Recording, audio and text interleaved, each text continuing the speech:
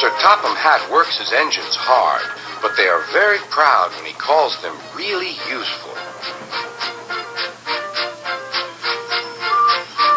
I'm going to the scrapyard today, Edward called to Thomas.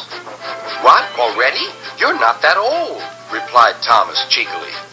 Thomas was only teasing.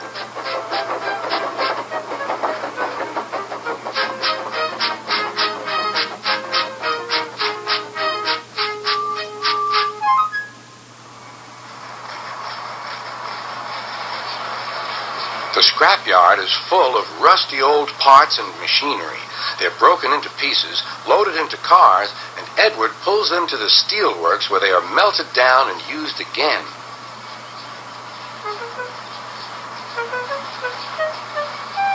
Today, there was a surprise waiting for Edward in the yard. It was a traction engine. "Hello," said Edward. "You're not broken and rusty. What are you doing here?" "I'm Trevor. They're going to break me up next week." "What a shame," said Edward. "My driver says I only need some paint, polish, and oil to be as good as new, but my owner says I'm old-fashioned." Edward snorted. "People say I'm old-fashioned, but I don't care. Sir Topham Hatt says I'm a useful engine. What work did you do?" "My owner would send us from farm to farm. We threshed corn, hauled logs, and did lots of other work. The children loved to see us." Trevor shut his eyes, remembering. "Oh, yes, I like children." Edward set off for the station. "Broken up, what a shame. Broken up, what a shame. I must help Trevor, I must." He thought of all his friends who liked engines, but strangely, none of them would have room for a traction engine at home. "It's a shame, it's a shame," he hissed.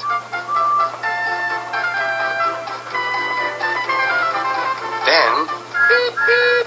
Why didn't I think of him before? There on the platform was the very person.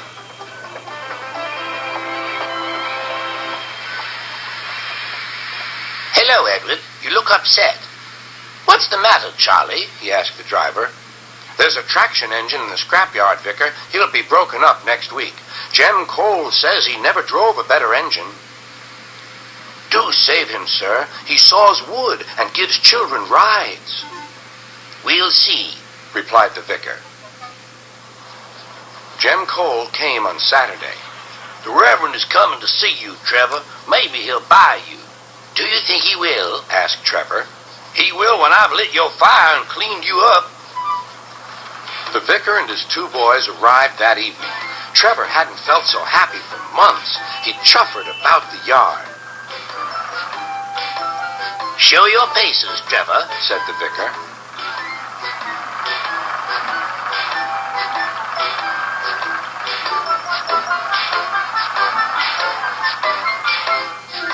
Later, he came out of the office smiling. "I've got him cheap, Jem, cheap."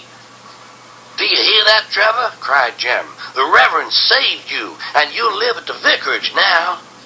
"Beep, beep," whistled Trevor.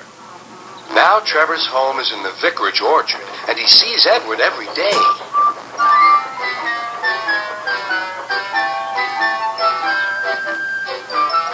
His paint is spotless, and his brass shines like gold. Trevor likes his work, but his happiest day is the church fair. With a wooden seat bolted to his bunker, he chuffers round the orchard, giving rides to children.